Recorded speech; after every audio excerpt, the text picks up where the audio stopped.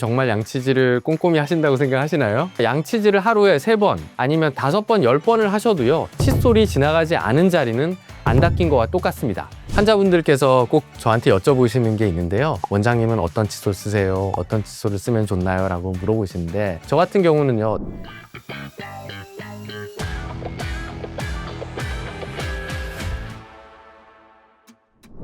안녕하세요. 소중한 32개 치아를 100세까지 100세 치아 지킴이 정명진입니다.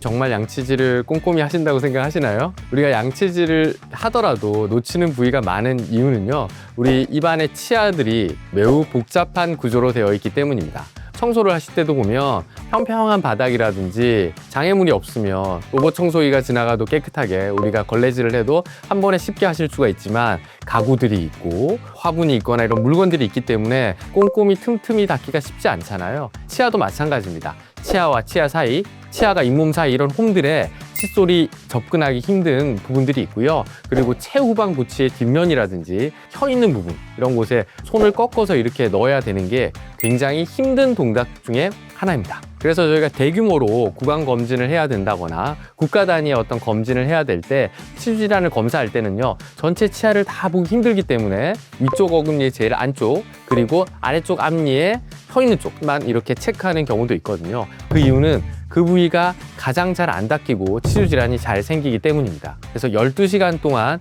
기계적인 세척이 가해지지 않는다면, 양치질을 하지 않는다면 세균막은 형성되게 되고요. 그 세균막들이 더 쌓여서 치태가 되고 굳게 되면 치석이 되는 것입니다. 세균막은요, 그러니까 양치질을 하루에 3번 아니면 5번, 10번을 하셔도요, 칫솔이 지나가지 않은 자리는 안 닦인 거와 똑같습니다. 일반적으로 세균막이라든지 치태들은요, 다시 꼼꼼히 잘 닦아주신다면 제거가 됩니다. 하지만 이 치태들이 굳어서 치석이 되면 그때부터는 일반적인 양치질로는 제거하기 힘든 경우들이 대부분이고요. 그래서 정기적으로 치과를 오셔서 스케일링이라고 하는 치료를 받으셔야지만이 치석을 다 제거하실 수가 있습니다.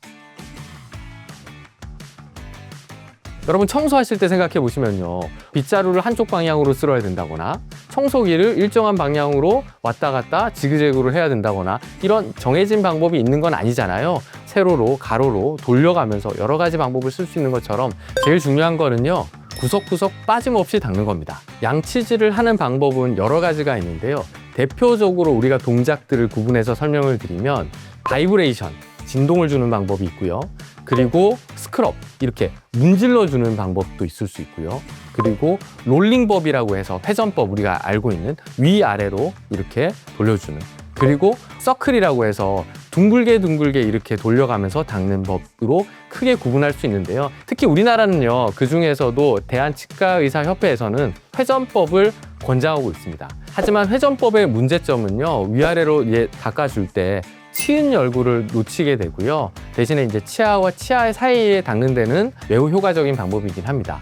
그리고 최근에 우리나라에 있는 대부분의 칫솔들은 미세모라든지 이중미세모, 그리고 굉장히 부드러운 모드를 쓰고 있는데요. 그런 부드러운 모드로 회전법을 시행했을 때는 치아 사이라든지 치아 표면이 깨끗하게 안 닦일 수 있는 단점이 있습니다. 사실은 어떤 방법을 쓰시느냐도 중요하겠지만 구석구석 빠짐없이 닦는 게 제일 중요한데요. 그러기 위해서 우리가 추천하는 방법 중에 하나가 진동법입니다. 치아하고 잇몸 사이에 칫솔물을 위치시켜서 진동을 주는 방법인데요, 바스법이라고 하거든요. 그래서 치아하고 잇몸 사이에 칫솔이 박히는 느낌으로 진동을 주는 방법이 가장 효과적인 방법 중에 하나입니다. 칫솔 모가 치아 면에 닿을 때는요, 수직으로 닿는 게 사실은 잘 닦이겠죠. 옆으로 이렇게 비스듬히 닿으면 힘이 전달이 잘 안 되는 것도 있습니다. 하지만 아까 말씀드린 것처럼 치은 열구에 잇몸에 칫솔이 닿기 위해서는 처음에 접근할 때 45도 정도의 비스듬한 경사도로 치아 면과 잇몸 사이에 접근을 해서요, 진동을 준 다음에 쓸어내리면서 치아의 곡면에 수직으로 지나가면서 쓸리게 되겠죠. 각도는 위쪽 잇몸은 위쪽에 있으니까 상방으로 45도, 아래쪽은 하방으로 45도로 접근을 해서 진동을 주시고 쓸어 올리거나 쓸어 내리는 방법으로 양치하시면 좀 더 구석구석 닦는데 효과적일 것 같습니다. 다들 아시죠? 차인표 배우께서 그 분노의 양치질 막 하는 거 이렇게 뭐 많은 밈도 있고 짤도 있어서 많이 보실 텐데요.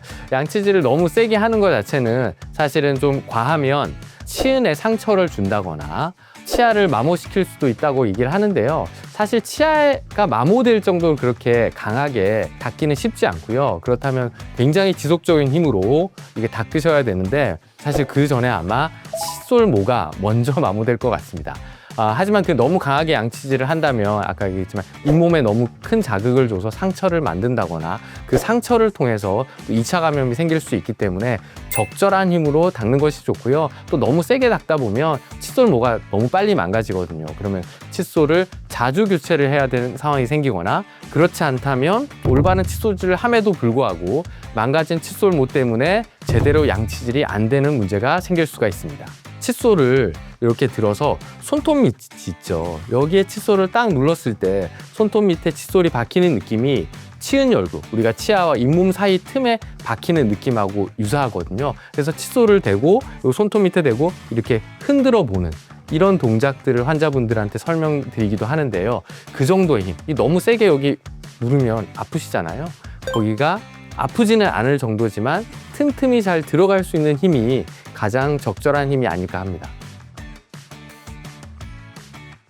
환자분들께서 꼭 저한테 여쭤보시는 게 있는데요. 원장님은 어떤 칫솔 쓰세요? 어떤 칫솔을 쓰면 좋나요? 라고 물어보시는데 사실은 꼭 강제적인 규정은 아니지만 국제표준규격에는 칫솔에 대한 몇 가지 사항들이 있습니다. 그중에 첫 번째는 끝단을 어떻게 처리했는지, 두 번째는 칫솔모의 강도, 세 번째는 칫솔모가 칫솔에서 분리되는 정도 힘을 표현하는 여러 가지 이제 기준들이 있는데요. 그러한 기준들을 다 만족하면 좋겠지만 강제사항은 아니기 때문에 제품들이 만들어질 때 그 기준을 딱 지켜서 나오는 거는 아니라서요. 접근하기 쉽고 쓰시기 좋은 칫솔을 선택하시면 될 것 같고요. 저 같은 경우는요, 너무 부드러운 미세모라든지 이중 미세모보다는 좀 더 단단한 칫솔모를 선호하는 편입니다. 물론 잇몸이 안 좋거나 치주 질환이 있어서 양치를 하기 힘든 분들, 그리고 임플란트 시술을 받으시거나 이런 경우에 상처가 있을 때 단단한 칫솔모를 쓰기는 힘듭니다. 그런 예외적인 경우에 부드러운 칫솔모를 쓰시고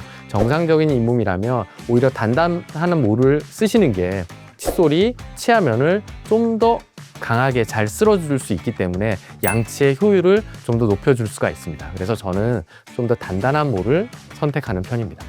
최근에 몇 년 전에 보면 만모 칫솔이라든지 굉장히 모가 촘촘하고 부드러운 칫솔들이 한때 유행한 적이 있는데요. 그런 칫솔들의 문제점은 이 칫솔 사이가 너무 촘촘하기 때문에 우리가 양치를 한번 하고 났을 때 그 칫솔 사이에 잘 건조되지 않기 때문에 오히려 세균이 증식하는 상태가 됩니다. 그래서 다시 양치질을 했을 때 그 세균들이 증식된 세균들이 입안으로 들어가는, 우리가 세균을 제거하기 위해서 양치를 하는데 오히려 세균을 퍼붓게 되는 그런 안 좋은 효과가 생길 수 있겠죠. 그래서 너무 촘촘하고 칫솔모가 크고 많은 것은 좋지 않다고 봅니다. 사실 칫솔 머리 크기는요, 너무 크면 좋지 않습니다. 작은 칫솔 헤드가 사이사이 꼼꼼하게 구석구석 닦을 수 있는데요. 너무 작으면 이제 닦는 효율이 떨어지겠죠.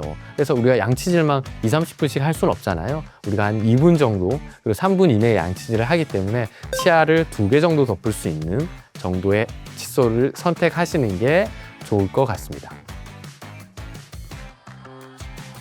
칫솔을 잡는 방법은 사실 다양하게 있는데요. 칫솔 제조사마다 칫솔에 어떤 특정 디자인이 부여돼서 연필처럼 펜그립으로 잡으라고 하는 칫솔도 있고요.